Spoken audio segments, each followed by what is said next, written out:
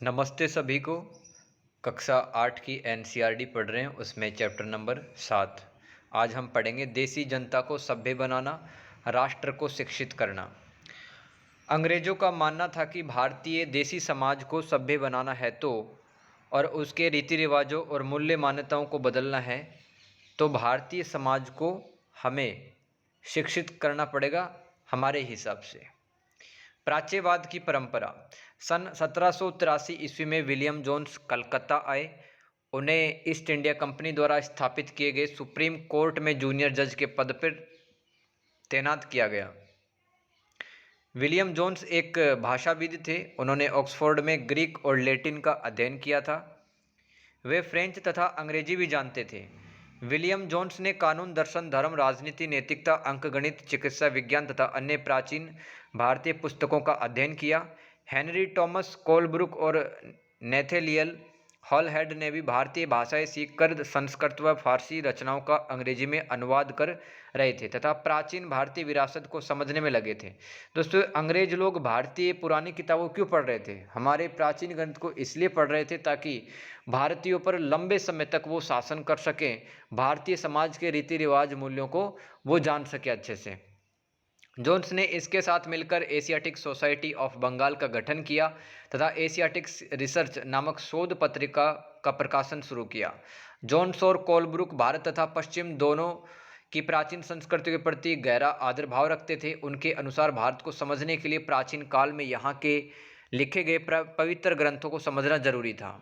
Johns William का मानना था कि भारतीय सभ्यता प्राचीन काल में अपने वैभव के शिखर पर थी, परंतु बाद में इसका पतन हो गया था। वे चाहते थे कि प्राचीन भारतीय ग्रंथों के अध्ययन को प्रोत्साहित करने व संस्कृत एवं फारसी साहित्य व काव्य पढ़ाने के लिए संस्थानों की स्थापना की जाए। इनके अनुसार केवल तभी अंग्रेज देसी जनता का दिल जीत सकते हैं और भारतीय समाज को समझकर उन पर शासन अच्छे से कर सकते हैं। 1781 ईस्वी में अरबी, फारसी, इस्लामिक कानून के अध्ययन को बढ़ावा देने के लिए कलकत्ता में एक मदरसा खोला गया। तो मदरसा किसे कहते हैं? एक संस्थान होती है, सीखने के स्थान को अरबी भाषा में मदरसा कहा जाता है। यह किसी भी तरह का स्कूल, कॉलेज या कोई और संस्थान हो सकता है। 1791 ईस्वी में बनारस में हिंदू कॉलेज की स्थापना की गई ताकि वहां प्राचीन संस्कृत ग्रंथों की शिक्षा दी जा सके। वॉरेन हेस्टिंग प्राच्यवादियों के भारी समर्थक थे। अब ये प्राच्यवादी कौन थे? दोस्तों, इसकी भी दो डेफिनेशन है। प्राच्यवादी एक विचारधारा भी है जिसके अनुसार खुद की सभ्यता को श्रेष्ठ दिखाना होता है, सामने वाली को निकृष्ट सभ्यता दिखाना होता है, यानी कि निचले दर्जे की। और एक प्राच्यवादी का ये भी मतलब है कि जो यूरोप के वो लोग जो कि पूर्वी एशियाई देशों की संस्कृति और उनके रीति रिवाज, मूल्यों का अध्ययन करते थे, उनको प्राच्यवादी कहते थे। तो हेस्टिंग तथा अन्य प्राच्यवादी भारतीय विद्वानों से विभिन्न भाषाएं सीखना चाहते थे जिन्हें वे बोलियां समझते थे तथा वर्नाकुलर नाम देते थे। वर्नाकुलर क्या होता है? मानक भाषा से अलग किसी स्थानीय भाषा या बोले के लिए इस्तेमाल किया जाने वाला शब्द वर्नाकुलर कहलाता था।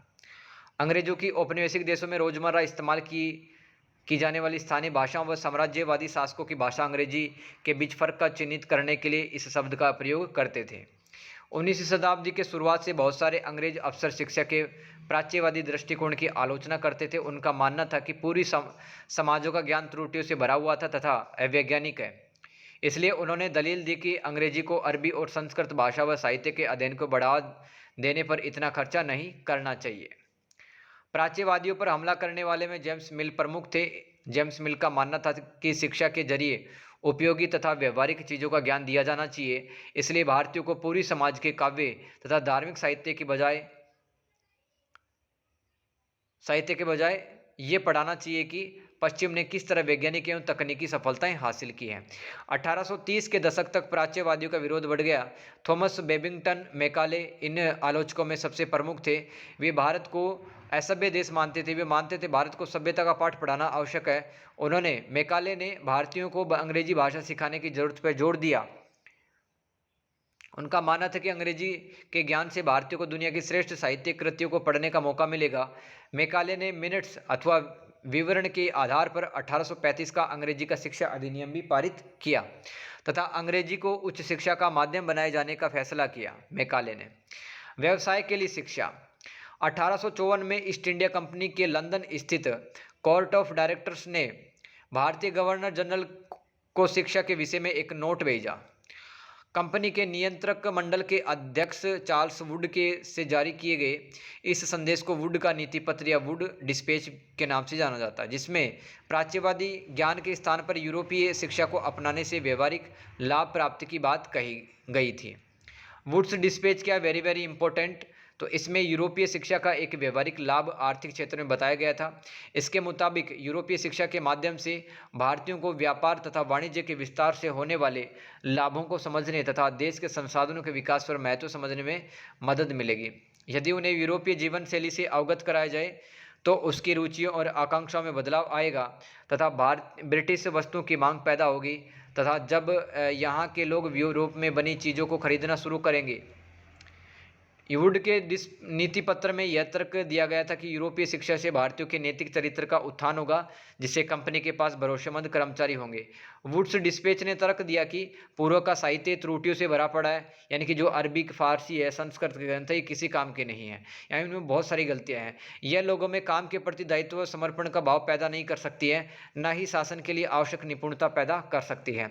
1854 के नीति पत्र अथवा वुड्स डिस्पैच के बाद अंग्रेजों ने अहम कदम उठाए, जैसे कि सरकारी शिक्षा विभागों का गठन किया, विश्वविद्यालय शिक्षा की व्यवस्था विकसित करने के लिए कदम उठाए गए और कलकत्ता, मद्रास व बम्बई विश्वविद्यालय की स्थापना की गई। स्कूली शिक्षा प्रणाली में परिवर्तन किया गया। विलियम एडम की रिपोर्ट पढ़ लेते हैं। 1830 के दशक में आए ईसाई प्रचारक विलियम एडम ने बंगाल व बिहार का दौरा किया और कंपनी ने उन्हें देसी स्कूलों में शिक्षा की प्रगति पर रिपोर्ट तैयार करने का जिम्मा सौंपा। एडम ने पाया कि बंगाल व बिहार में 1 लाख से ज़्यादा पाठशालाएं हैं, जिसमें 20 से ज़्यादा विद्यार्थी नहीं होते थे। ये पाठशालाएं संपन्न लोगों या स्थानीय समुदाय द्वारा चलाई जा रही थी। इनमें बच्चों की फीस निश्चित नहीं थी, छपी हुई किताबें नहीं होती थी, इनमें बेंच, कुर्सियाँ, ब्लैक बोर्ड, अलग से कक्षा लेने, बच्चों की हाजिरी आदि की कोई व्यवस्था नहीं थी। कुछ पाठशालाएं पेड़ों की छांव में चलती थी। शिक्षा बड़ी लचीली थी। 19वीं सदी के मध्य तक कंपनी का ध्यान मुख्य रूप से उच्च शिक्षा पर ही था। 1854 के बाद कंपनी ने देसी शिक्षा व्यवस्था में सुधार लाने का फैसला किया। प्रत्येक गुरु को निर्देश दिया गया कि वे समय समय पर अपने स्कूल के बारे में रिपोर्ट भेजें तथा कक्षाओं को नियमित समय सारणी के अनुसार पढ़ाएं। नए नियमों पर चलने वाली पाठशालाओं को सरकारी अनुदान मिलने लगा। नई व्यवस्था के अनुशासन की मांग थी कि बच्चे नियमित रूप से स्कूल आएं। राष्ट्रीय शिक्षा की कार्यसूची। 19वीं सदी के शुरुआत से भारत के विभिन्न भागों के विचारक शिक्षा के व्यापक प्रसार की जरूरत पर जोर देने लगे थे। कुछ भारतीयों का मानना था कि पश्चिमी शिक्षा भारत का आधुनिकीकरण कर सकती है, भारत को प्रोग्रेस करवा सकती है, परंतु बहुत सारे भारतीय ये भी मानते थे कि पश्चिमी शिक्षा है उससे भारत का नुकसान होगा। महात्मा गांधी के अनुसार अंग्रेजी शिक्षा ने हमें गुलाम बना दिया। महात्मा गांधी का कहना था कि औपनिवेशिक शिक्षा ने भारतीय के मस्तिष्क में हीनता का भाव पैदा कर दिया। अंग्रेजी शिक्षा से उनका गौरव नष्ट हो गया। उनका मानना था कि इस शिक्षा में विष भरा पड़ा है, यह पापपूर्ण है, इसने भारतीयों को दास बना दिया। महात्मा गांधी एक ऐसी शिक्षा के पक्षधर थे जो भारतीयों के भीतर प्रतिष्ठा और स्वाभिमान का भाव पुनर्जीवित करे। उनका मानना था कि शिक्षा केवल भारतीय भाषाओं में ही दी जानी चाहिए। राष्ट्रीय आंदोलन के समय गांधी ने विद्यार्थियों से आह्वान किया कि वह अंग्रेजी शिक्षा के संस्थानों को छोड़ दें। उनके अनुसार अंग्रेजी शिक्षा भारतीयों को अपाहिज यानी कि विकलांग बना देती है। महात्मा गांधी का कहना था कि पश्चिमी शिक्षा मौखिक ज्ञान की बजाय केवल पढ़ने और लिखने पर ही ध्यान केंद्रित करती है। टैगोर का शांति निकेतन। रविंद्रनाथ टैगोर द्वारा 1901 में शांति निकेतन नामक संस्था की स्थापना दोस्तों बंगाल में की गई। टैगोर जी का मानना था कि सृजनात्मक शिक्षा को केवल प्राकृतिक परिवेश में ही प्रोत्साहित किया जा सकता है। बहुत सारे मामलों में टैगोर और महात्मा गांधी शिक्षा के बारे में कमोबेश एक जैसी राय रखते थे, मतलब लगभग बराबर सोच रखते थे शिक्षा के मामले में टैगोर और गांधी जी। लेकिन दोनों के बीच एक फर्क भी था। टैगोर आधुनिक पश्चिमी सभ्यता और भारतीय परंपरा के श्रेष्ठ तत्वों का सम्मिश्रण चाहते थे, यानी कि पश्चिम की शिक्षा का भी नॉलेज होना चाहिए और भारतीय शिक्षा का भी नॉलेज होना चाहिए। उन्होंने शांति निकेतन में कला, संगीत, नृत्य, विज्ञान, प्रौद्योगिकी शिक्षा पर जोर दिया टैगोर जी ने, रविंद्रनाथ टैगोर ने। जबकि महात्मा गांधी पश्चिमी सभ्यता और मशीनों और प्रौद्योगिकी उपासना के कट्टर आलोचक थे, यानी कि मशीनों और प्रौद्योगिकी का बहिष्कार होना चाहिए क्योंकि इससे बेरोजगारी बढ़ती है। दोस्तों ये क्वेश्चन आंसर समझ लेते हैं। निम्नलिखित के जोड़े बनाएं। विलियम जोन्स किससे मैच करना है? प्राचीन संस्कृतियों का सम्मान करने वाले में से एक प्राच्यवादी थे विलियम जोन्स को आप 2 से कनेक्ट कर दो। रविंद्रनाथ टैगोर, तो ये रविंद्रनाथ टैगोर को आप 3 से कनेक्ट कर दो। गुरु टॉमस मैकाले को आप 1 से कर दो, अंग्रेजी शिक्षा को प्रोत्साहन दिया। महात्मा गांधी को आप कर दो 5 से, अंग्रेजी शिक्षा के विरुद्ध थे। और पाठशालाओं कर दो आप प्राकृतिक परिवेश में शिक्षा।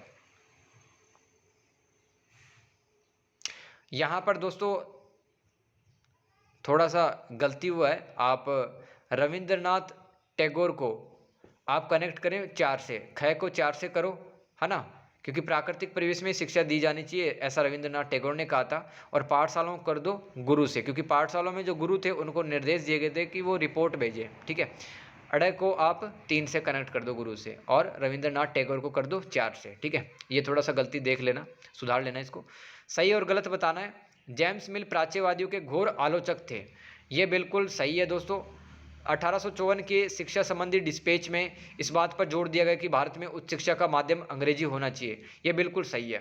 तीसरा स्टेटमेंट देखते हैं, महात्मा गांधी मानते थे साक्षरता बढ़ाना ही शिक्षा का सबसे महत्वपूर्ण उद्देश्य है, ये बिल्कुल गलत है। रविंद्रनाथ टैगोर को लगता था कि बच्चों पर सख्त अनुशासन होना चाहिए, तो ये बिल्कुल गलत है। अब महात्मा गांधी साक्षरता बढ़ाने के साथ में ऐसा भी कहते थे शिक्षा ऐसी होनी चाहिए जो कि आपको रोजगार दे, ठीक है, वो भी उद्देश्य होता है शिक्षा का, राइट। तो इस तरह से दोस्तों हमने ये चैप्टर कंप्लीट कर लिया है, क्लास 8 का एक और चैप्टर जिसका नाम था देसी जनता को सभ्य बनाना और राष्ट्र को शिक्षित करना, चैप्टर नंबर 7। दोस्तों आपको क्लास पसंद आई है तो इसको शेयर कर सकते हैं और कमेंट जरूर करके जाए ताकि मोटिवेशन मिले। Thank you so much, have a good day, God bless you.